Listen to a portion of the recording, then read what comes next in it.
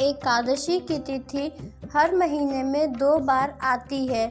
इस प्रकार साल भर में 12 महीनों में कुल 24 एकादशी के व्रत होते हैं। हर एकादशी के व्रत को अलग अलग नामों से जाना जाता है और हर एकादशी का अलग महत्व भी होता है। धार्मिक शास्त्रों में एकादशी के व्रत को बहुत ही अच्छा और मोक्ष का दाता बताया गया है। एकादशी व्रत श्री भगवान विष्णु जी के लिए किया जाता है। फागुन माह के कृष्ण पक्ष की एकादशी तिथि को विजया एकादशी के नाम से जाना जाता है। ऐसा कहा जाता है कि विजया एकादशी का व्रत रखने से व्यक्ति के पिछले जन्म के सभी पाप नष्ट हो जाते हैं। इस बार एकादशी की तिथि 2 दिन पड़ रही है। इस कारण भक्तों में व्रत की तिथि को लेकर दुविधा की स्थिति है। तो आइए हम यहाँ बता दें आपको कि एकादशी का व्रत कब है, उसके पूजा की क्या विधि है और इस व्रत का क्या महत्व है। एकादशी तिथि की शुरुआत 16 फरवरी 2023 गुरुवार के दिन सुबह 5:32 से होगी और एकादशी तिथि का समापन 17 फरवरी 2023 शुक्रवार के दिन सुबह 2:49 पर होगा।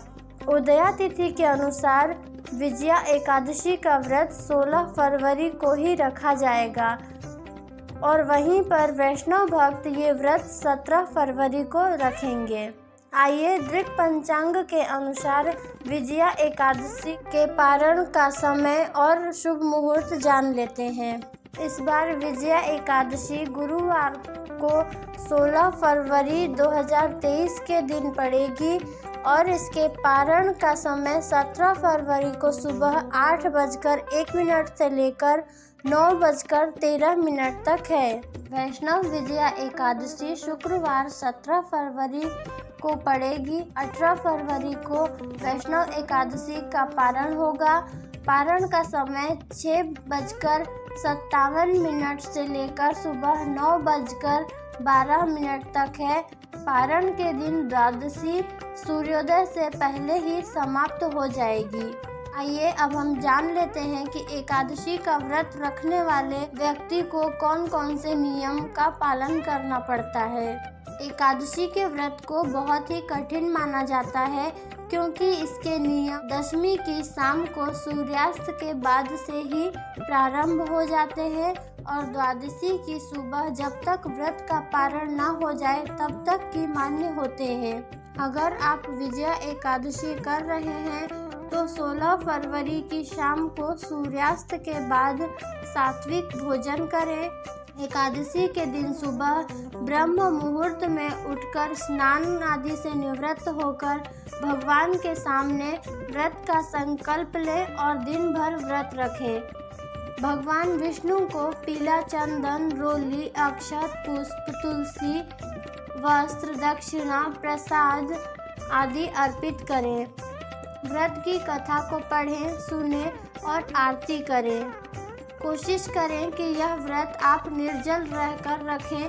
अगर निर्जल व्रत रखना आपके लिए संभव ना हो तो कुछ फलाहार और जल ले सकते हैं।